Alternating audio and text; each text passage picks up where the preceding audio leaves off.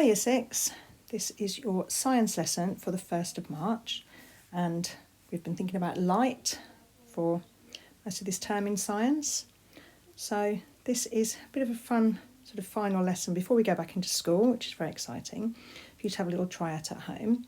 So this is all about shadows, and quite a lovely picture there of some shadow puppets.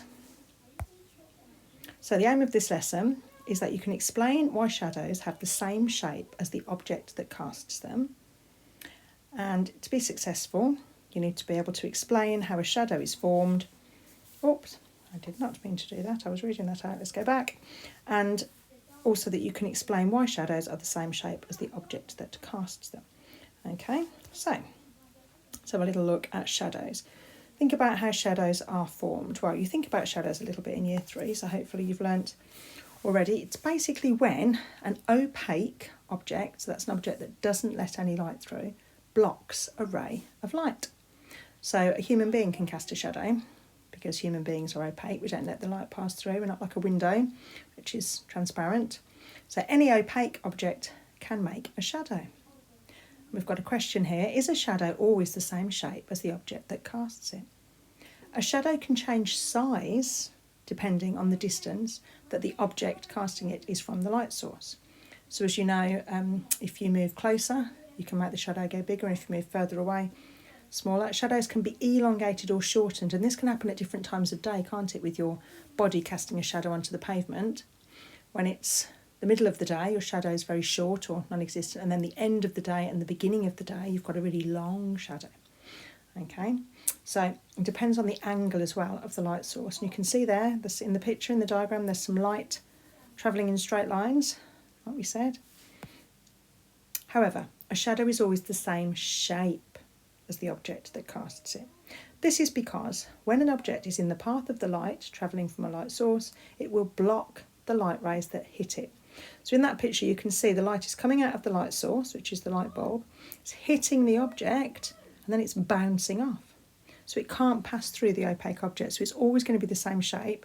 But if I move that closer to the light source, the shadow would get bigger. If I moved it further away from the light source, the shadow would get smaller.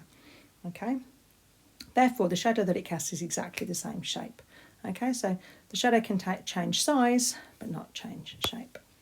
So I thought I'd find some pictures for you to think about where you've seen shadows in real life.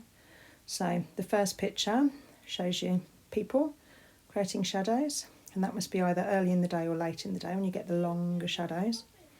Then I found a picture that's a bit spooky, because I think shadows can sometimes be quite spooky and creepy, can't they? And I thought this was wonderful because you've got this, it looks like it might be a castle or an old building where you've got all of these windows, and every single time there's a window, obviously the light can pass through, and then every single time there's a wall, it's creating the shadow because it's the opaque object blocking it. So that was a beautiful picture. And you've got a lady playing the violin, casting her shadow, so it's exactly the same shape, but depending on how close or how far away she was to or from the light source, she could change the size of her shadow. And then we've got some really fun shadow puppets with your hands. So you can see that people are using their hands. So I think the first one's a deer by the look of it. The second one looks like it might be possibly ducks, maybe. I'm not sure. Looks like they're possibly an elephant there. Made the elephant tusks, very bendy fingers in that one. So I wonder if you can try and make some of these hand shadow puppets, and you can experiment with changing the size of your shadow. All you need to make your own shadow puppets are your hands, a wall, and a light source. A bedside lamp or a table lamp would work perfectly. So you turn off the big light, you just need the little light to be on, and then you hold your hands to block the light, and you can cast yourself a shadow onto the wall. Okay, you put one hand between the light and the wall so that you can clearly see the shadow of your hand. And here we've got, that first one's definitely a rabbit, isn't it, I think?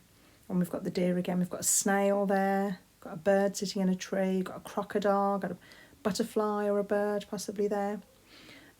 Have a little play, see if you can make some shadow puppets of your own. I used to love doing this when I was your age. It's fun. Simply by changing the shape of your hand, you can make these different animals, birds, and different characters come to life. And also you'll be learning that the shape of the shadow stays the same, but you can change the size of the shadow. And you're blocking the light from getting through. That's why you're creating the shadow.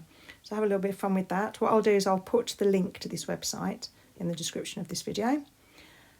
If you want to, can you be really creative and create more detailed shadow puppets using cardboard, using a straw? I mean, these are particularly amazing, these shadow puppets here. They're beautiful.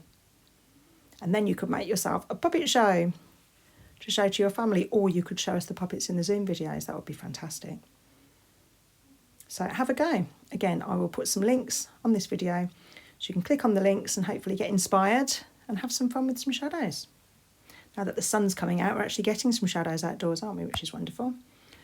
Use cardboard and straws or craft sticks to make your shadow puppets. Remember, your puppets will not need to have features or detail because the audience will only see the shadow. Okay, so the only bit you're actually going to see is the outside shape of it. You don't need to sort of decorate the actual puppet itself. Film your performance or show the rest of the class in our Zoom meetings. Brilliant. So I hope you enjoy this lesson. And the aim is that you can explain why shadows have the same shape as the object that casts them. You can explain how the shadow is formed and know why it is the same shape. Okay, make sure you look at the videos that I put in the link as well. And I hope you enjoy this lesson, Year 6. Okay, good luck.